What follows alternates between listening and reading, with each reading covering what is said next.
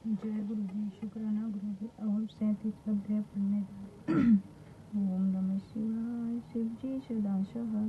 ओम नमः शिवाय। गुरु जी सदा सहाय। ओम नमः शिवाय। शिव जी सदा सहाय। ओम नमः शिवाय। गुरु जी सदा।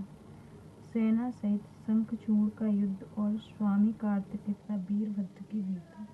सनत कुमार जी बोले, अब सब देवता दानवों से पराजित हो इधर उधर भागने लगे। बहुत से भागकर शंकर जी के शरण में गए।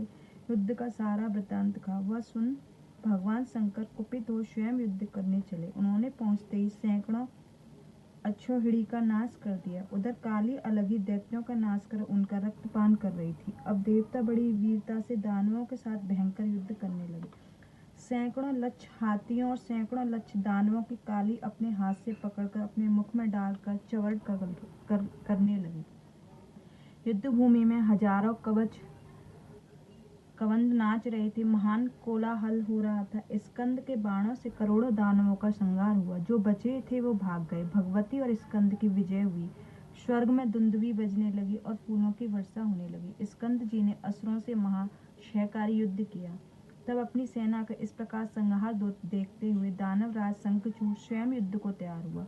उसने कान तक खींचकर जो धनुष से बाण उठाना आरंभ किया तो युद्ध भूमि में वध स्थान सा दृश्य उपस्थित हो गया। घोर अंधकार छा गया। अब उसकी भयंकर मार से शिव पुत्र स्कंद जी ताड़ित होने लगे। दानेश्वर ने ये नए मैं दानव की अनेक माया उपस्थित की। अब उसके माया से शिवगढ़ और कोई देवता कोई न जान सके। उसी समय महाबली शंखचूड़ ने स्कंद का धनुष काट दिया। साथ ही अपना घातक शक्ति उठाकर उनकी छाती पर दे मारा। इसके प्रहार से स्कंद जी को क्षण भर के लिए मूर्छा आ गई। इस पश्चात मूर्छा उठकर स्कंद जी ने अपने माता पिता का ध्यान कर भयानक युद्ध किया।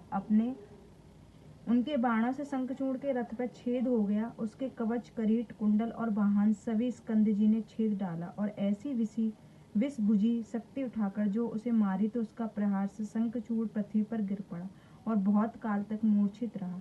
इसके पश्चात उठकर उसने कार्तिकेय पर अपनी शक्ति का प्रहार किया, जिससे लगने से भी मूर्छित हो पड़ी पृथ्वी पड़े रहे। इस प्रकार उन्होंने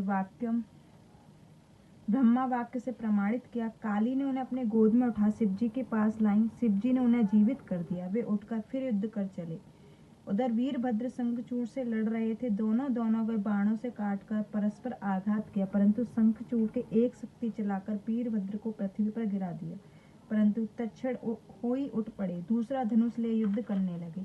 उसी समय काली फिर युद्ध में आई और कार्तिकेश्वर की रक्षा करती हुई दानवों का चर्वण करने लगी। दोनों ही पक्षों पर वीर निकट संग्राम हो रहे थे। इति शिव महापुराण पंचम युद्ध खंड का 37वां अध्याय समाप्त। जय गुरु जी। शुक्राना।